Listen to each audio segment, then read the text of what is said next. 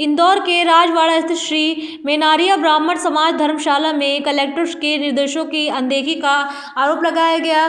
गिरीश जोशी ने बताया कि कोषाध्यक्ष उदयलाल हेमराज जोशी पहले सीबीआई मामले में नामजद कर चुके हैं, फिर भी पद पर बने हुए हैं। आरोप है कि 8 फरवरी 2026 को प्रस्तावित चुनाव के लिए प्रत्येक व्यक्ति से 1100 रुपये लिए जा रहे हैं, जो नियमों के विपरीत बताया गया। इस संबंध में वरिष्ठ अधिकारियों को शिकायत भेजकर आयोजन निरस्त कराने और पारदर्शी ढंग से नई व्यवस्था के तहत गतिविधियां कराने की अपील की गई। चीज को लेकर यहाँ पे मेनारिया ब्राह्मण समाज 52 श्रेणी 31 कानून को दाखिल में विगत कई साधारण सभाओं के डिसीजन के बाद जुलाई 2025 की साधारण सभा में डिसीजन हुआ था कि आगे जो है समाज में चुनाव कराए जाने हैं। इस बात को लेके 28/12/2025 को भी साधारण सभा हुई और उस साधारण सभा में निर्णय लिया गया कि समाज के चुनाव कराए जाने हैं। समाज में वर्तमान में नया गार्डन भी लिया गया है और गार्डन के 11,000 रुपये और पुराने दूध लेके चुनाव कराया जाना था। पूरी प्रक्रिया हमारे जो है हाईकोर्ट बार एसोसिएशन के पूर्व अध्यक्ष श्री रितेश इनानी साहब इसके चुनाव अधिकारी बने और प्रक्रिया हमारी विगत सभी प्रोसेस होते हुए आज के दिन हमारा विड्रॉल का दिन है।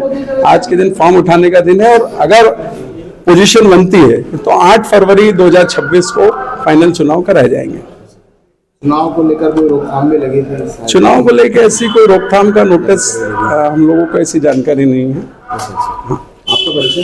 लोकेश मेहता, कार्यकारिणी सदस्य। मेनारिया ब्राह्मण समाज 52 श्रेणी इंदौर, ये हम सब राजस्थान परिवार का एक समाज है इंदौर में, जिसको लेकर जो पूर्व में हमारे चुनाव होते थे 3 साल के लिए, उनको कुछ जो पूर्व में बैठे थे उन्होंने क्या करा कि 5 साल के चुनाव कर दिए, 5 साल के बाद 14 साल के चुनाव कर दिए। 14 साल की प्रक्रिया में अभी तक चुनाव का नाम नहीं लिया। फिर एक तरफ भी हमने उनसे कहा कि साहब चुनाव करवाओ, तो टालते गए। कोरोना भी ले लिया, ये ले लिया, सब ले लिया। फिर इन्होंने 14 साल की प्रक्रिया तक चुनाव करने की इच्छा जाहिर नहीं करी।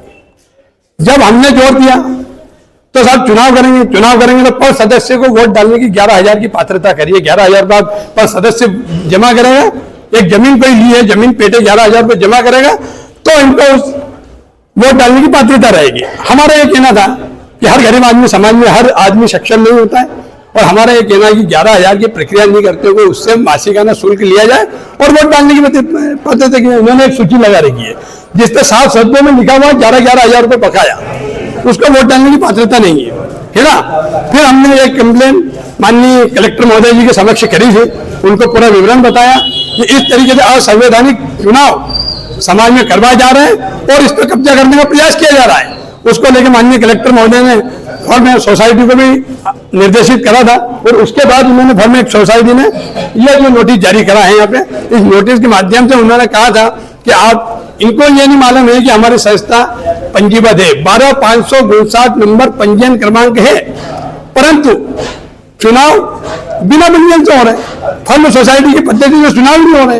कभी आपने ऑडिट प्रस्तुत नहीं करा, कभी आपने उसको अपने बजट में बताया, कभी आपने उसकी कार्यकारिणी नहीं बताई, तो बिल्कुल ही आग बीच के काम चल रहा था जिसको हमने उजागर करा।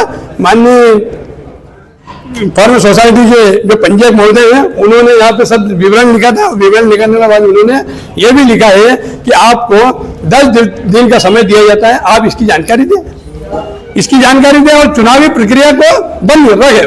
उन्होंने दिया निर्धारित समय तक चुनावी प्रक्रिया को रोकी जाए, परंतु ये हद धर्मिता है, इनको लग रहा है कि कुछ नहीं होता है और ये कह रहे हैं कि अभी भी यही बोले मेरे को फर्म सोसाइटी क्या होती है, कलेक्टर साहब ने बोल दिया तो क्या हो गया।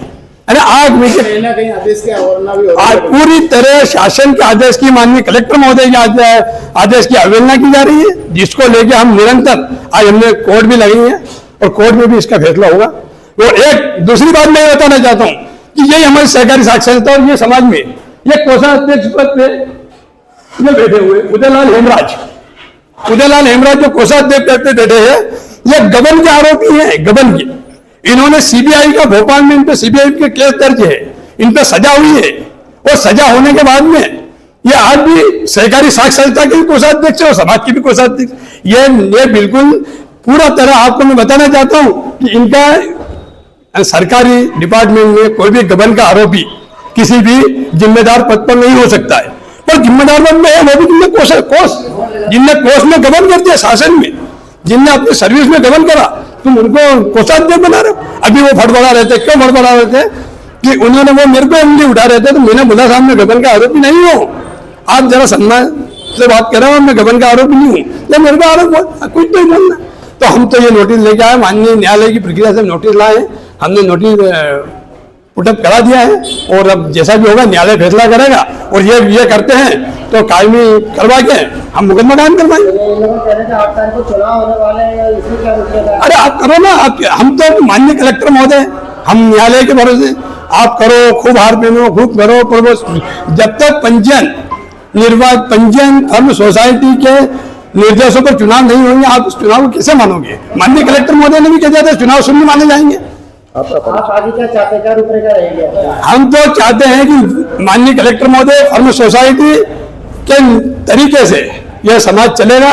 अब वो समय गया जो तुम्हारी हठ धर्मिता चलती थी, वो हठ धर्मिता को नहीं चलने दिया जाएगा। मैं गिरीश जोशी, सदस्य मेनारिया ब्राह्मण समाज, इंदौर।